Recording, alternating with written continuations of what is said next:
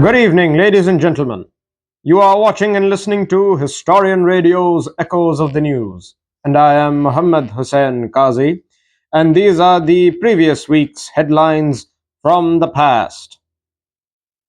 On the 30th of March 1856, the Treaty of Paris ended one of the longest combat theatres to follow the Napoleonic Wars. Yes, we are talking about the formal end of hostilities in the Crimean War. This concluded the conflict between the Russian Empire and the alliance of European powers, which included the United Kingdom, France, Germany, to name a few. And it limited the influence of the Russian Empire in the Black Sea, and it marked a shift in European diplomatic balances. Truly, it was a momentous occasion in the history of European diplomacy and politics. Moving forward, on the 31st of March 1889, one of the most iconic landmarks of France was open for business.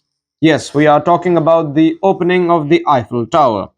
On the 31st of March, it was completed for the Paris Exposition and it was initially criticized. However, it later became a global icon of France as it is remembered today. And it was a symbol of the industrial age's engineering, just as it is today. Moving forward, on the 1st of April 1933, one of the darkest periods of the events leading up to the Second World War would begin. On the 1st of April 1933, the Nazis boycotted or began the boycott of Jewish owned businesses. State organized economic boycott across Germany started to take root, and it was the early step towards the institutionalized anti Semitism that would be a main policy of the Nazi government.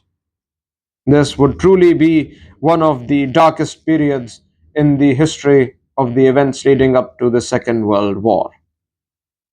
And on the subject of war, on the 2nd of April 1982, the Falklands War began when Argentina invaded the British owned Falkland Islands and Britain launched a military response to the attack carried out by Argentina. Well, to the invasion carried out by Argentina.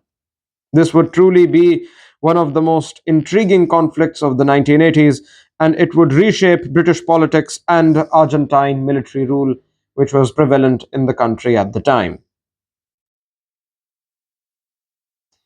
Moving forward, on the 3rd of April 1973, the first mobile call took place. That is to say, the first mobile phone call took place. Martin Cooper of Motorola made the call, and it marked the beginning of mobile telecommunications.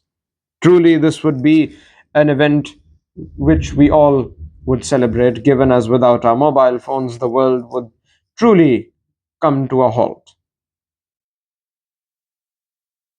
Moving forward, on the 4th of April 1968, Martin Luther King Jr. was assassinated in Memphis in the United States of America. Martin Luther King Jr. was one of the most iconic figures and the most remembered figures of the civil rights movement in the United States. Without him, the civil rights movement would not have been what it indeed was.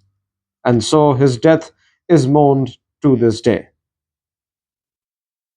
This unfortunate event would occur, as mentioned earlier, in Memphis, Tennessee, and it sparked nationwide unrest in the United States. And it so became a defining moment in modern racial history, particularly that of the United States of America.